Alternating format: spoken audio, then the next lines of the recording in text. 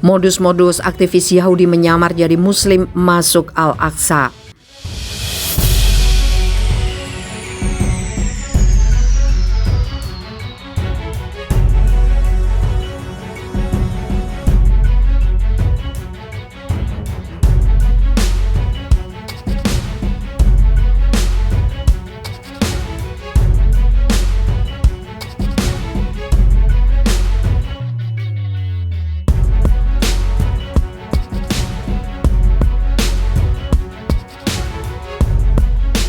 Raphael Morris adalah salah seorang aktivis Yahudi dari kelompok Temple Mount yang menganjurkan pengikut Yahudi berdoa di tempat-tempat suci termasuk di Komplek Al-Aqsa, Yerusalem yang di dalamnya terdapat masjid suci bagi umat Islam.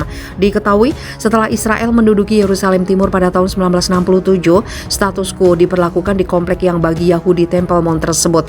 Mereka juga diperbolehkan masuk tapi tidak untuk beribadah sebagaimana dilansir laman BBC. Hal ini yang membuat Morris memimpin kelompok kanan bernama Returning to the Mount dan sejumlah warga Yahudi lainnya akhirnya memilih menyamar sebagai Muslim agar bisa masuk kompleks itu dengan tujuan beribadah. Hal-hal yang mereka lakukan untuk menyamarkan diri antara lain menggunakan pakaian bak pengikut Islam seperti pakaian gamis. Selain itu, Morris dan kelompoknya juga bisa melepas dan mengganti topi mereka. Bahkan mereka juga harus memotong rambut dan mengecatnya. Bahkan dia mengatakan terkadang harus belajar bahasa Arab untuk menyempurnakan penyamaran. Praktek ini terjadi setidaknya dilakukan sejak tahun 2016. Diakui bahwa tindakan tersebut beberapa kali berujung pada penangkapan oleh polisi. Morris sendiri mengatakan bahwa misi mereka adalah untuk merebut kembali Temple Mount tersebut. Umat Muslim memiliki sholat 5 waktu sehari. Anda dapat berdoa bersama mereka tetapi membaca doa Yahudi atau Anda dapat pergi di antara mereka dan berdiri dimanapun Anda inginkan di sana lalu berdoa, kata Raphael Morris. Dia menyadari tindakannya provokatif dan bisa pula berujung penyerangan selain penangkapan polisi. Namun pria itu mengatakan setelah memulai dengan agak takut, lama-lama dia dan teman-temannya menjadi terbiasa. Diketahui situs Komplek Al-Aqsa ini adalah situs paling suci bagi ajaran Yudaisme dan situs ketiga tersuci bagi kaum Muslim. Ketegangan di Komplek Al-Aqsa diketahui kerap memecah pertikaian antara Palestina dan Israel.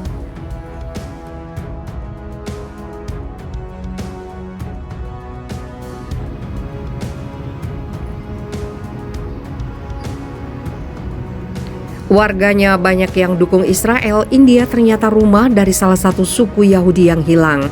Baru-baru ini warganet Twitter dihebohkan dengan banyaknya warga India yang memberikan dukungan terhadap Israel dalam aksi penyerangan ke jalur Gaza, Palestina. Bahkan hampir semua cuitan yang dibuat oleh akun Twitter resmi pemerintah Israel dipenuhi oleh komentar dukungan dari warga India. Namun tahukah Anda kalau India menjadi salah satu negara yang didiami oleh satu dari 12 suku Yahudi yang hilang? Diketahui suku di India yang diduga merupakan salah satu suku Yahudi yang hilang adalah Bnei Menashe. Bnei Menashe adalah kelompok suku bangsa dari negara bagian Manipur dan Mizoram yang terletak di timur laut India.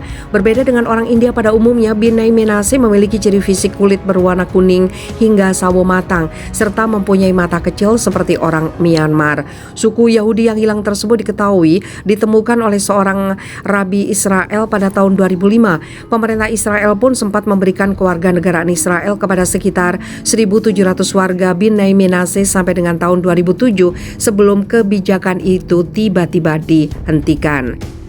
Pada 2012, pemerintah Israel kembali mengizinkan warga Bnei Menashe untuk mendapatkan kewarganegaraan Israel. Tidak tanggung-tanggung, pemerintah Israel langsung memberikan kewarganegaraan kepada sekitar 7.200 imigran dari Bnei Menashe.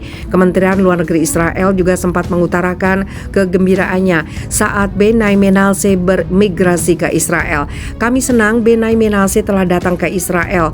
Hubungan bilateral antara Israel dan India kuat dan sehat. Dan kami yakin mereka tidak akan terpengaruh secara negatif, katanya dikutip pikiranrakyatbekasi.com dari Tablet. Diketahui warga Bnei Menashe sendiri kebanyakan pada awalnya menganut agama Kristen dan animisme, namun mereka menyatakan tetap menjalankan beberapa tradisi Yahudi yang diwarisi secara turun-temurun.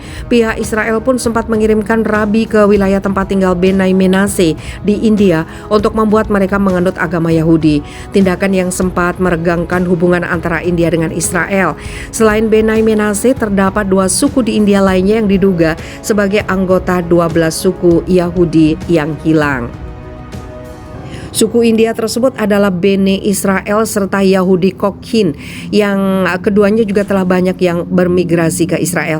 Sementara itu, dalam hal lain, India dan Israel saat ini menikmati hubungan ekonomi dan militer strategi yang ekstensif. India sebagai pembeli terbesar dari equipment militer Israel, dan Israel adalah pensuplai pertahanan terbesar kedua ke India setelah Rusia. Dari 1999 sampai 2009, bisnis militer antara kedua negara tersebut menghabiskan sekitar 9 miliar dolar atau senilai 130 miliar rupiah. Ikatan militer dan strategi antara kedua negara tersebut terdiri dari pembagian intelijensi tentang kelompok teroris dan pelatihan militer bersama. India juga diketahui merupakan mitra ekonomi terbesar kedua bagi Israel di benua Asia setelah Singapura. Saat ini kedua negara tersebut menegosiasikan fakta perdagangan bebas bilateral ekstensif yang berfokus pada bidang seperti teknologi informasi, bioteknologi, dan agribudaya.